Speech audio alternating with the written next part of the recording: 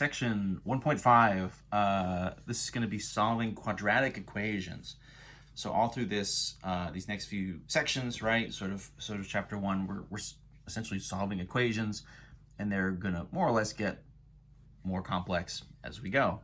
So we did linear equations. They had this sort of simple ax plus b equals 0 form, right? The sort of key there was the, one variable, and the exponent is just 1, right? So no squares or cubes or anything.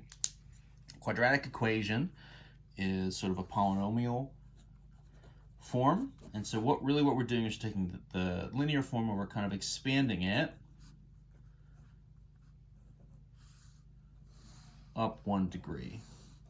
So rather than just have like an ax plus b is 0, we're going to go ax squared plus b times x plus c equals 0. So your kind of classic will be 3 terms, an x squared term, an x term, and then a constant term.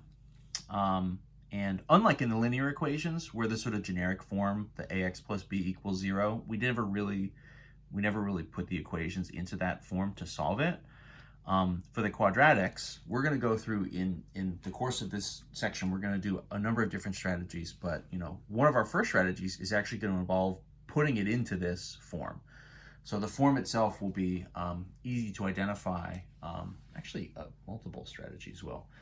So we'll actually use this form as part of our sort of solution technique as we go. So let's dig in.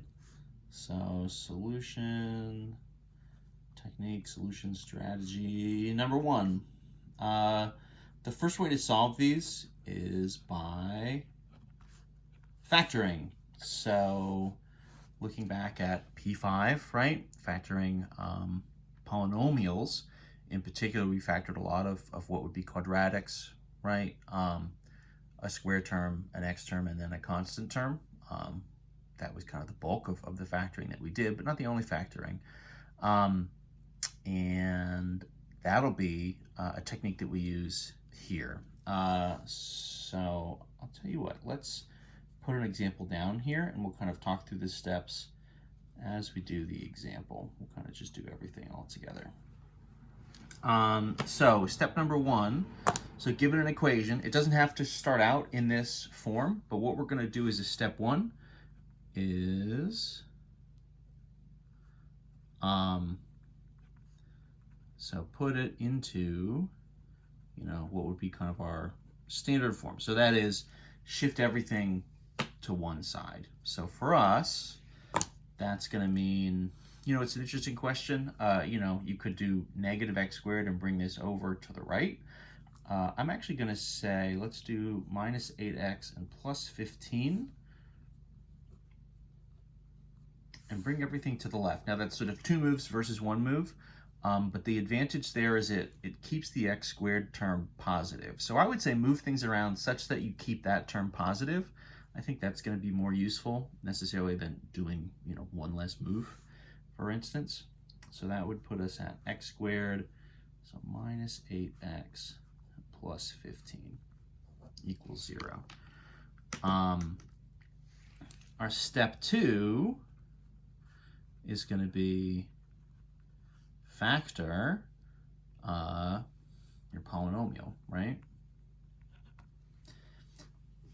So this is our classic, right, kind of A, B, C strategy. This is a nice one. This is sort of A equals 1, so the factoring here is a little bit faster. So A is 1, the B here is negative 8, my C is 15. So for factoring, for us here, right, my A times C would be 1 times 15 is 15. And I need to add to my B value, which in this case is negative 8. So I got to multiply to 15, I got to add to negative 8. The only way for that to make sense would be with a double negative, right? A negative and a negative. The only options here, negative 1 and negative 15, they would add to negative 16, so that's not going to cut it. So it's got to be negative 3 and negative 5. You're probably yelling at your screen saying, I know, why did you try the 1 and the 15? That was obviously not going to work. And I would say, take it easy. We're all learning together here. Let's not be too hasty, too judgmental. So when the a value is 1, right? So when this is sort of a 1x squared, and then again, right, negative 8x and 15, and I get my pair, negative 3 and negative 5, the factoring that I can do is essentially just jumping right into it. This would be for us x minus 3 times x minus 5, right? So normally, right, what we would need to do is expand the middle, rewrite the negative 8 as a minus 3x and a minus 5x, and then do a factoring by grouping. But when the a value here is 1, we kind of know that when we do that, we're going to end up just directly with the negative 3 and the negative 5 here, and there's not really a whole lot to worry about. So that saves us a little bit of time, which is good. Time savers, never the worst thing in the world. What we're going to do then to sort of solve this equation, right? So this is kind of just rewritten and factored, you know, I guess that's better, but it definitely doesn't get us quite to the answer. Hopefully, what you're remembering is that we've essentially done this kind of an equation, solved this kind of an equation already. We've essentially done this when we were finding the exclusions in the denominator in P6, and then kind of again a little bit for the rationals in 1.2, right? Where we factor it into pieces, and then the idea here is if you have it factored, and in this case everything is equal to 0, the idea is that you can set each of the individual pieces equal to 0 and then just solve them as a short little linear equation, right? So our step 3 here is going to be, so find your solutions by setting the factored pieces equal to 0 and solving for x, right? So we've pretty much done this technique already. We kind of had to preview it the way that the book sets everything up here in theory. Maybe you want to know about solving these equations before you find those restrictions. You're kind of forced to sort of learn this technique early in some sense.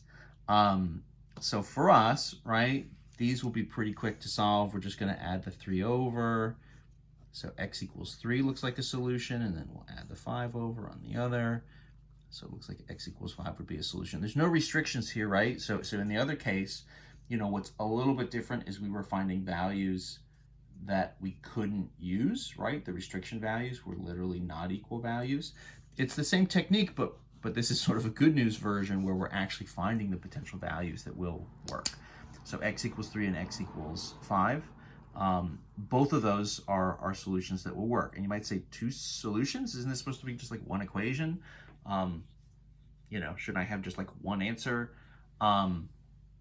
And the response is not necessarily. So in this case, because our equations have gotten a little bit more complicated, in particular having an x squared and not just a single x, in general, whatever your kind of highest exponent is, whatever your degree on an equation like this, means you could have sort of up to that many solutions. So in this case, if we have an x squared in these quadratics, you could get 2 potential solutions. Versus the linear equations where it really was just x to the 1, you're pretty much only going to get 1 solution outside of the special case, right, where you have a no solution or this sort of infinite solutions. I'll pause this here. I'm gonna take a second, so we'll do another video where I run a few more of these examples, but that's the basics of it. So it's going to be a matter of shifting everything to one side, factoring, and then just sort of setting those individual pieces equal to 0 to solve for your x's. You're likely to get with, right, degree 2, you're likely to get 2 different answers. That can happen, and that's totally fine.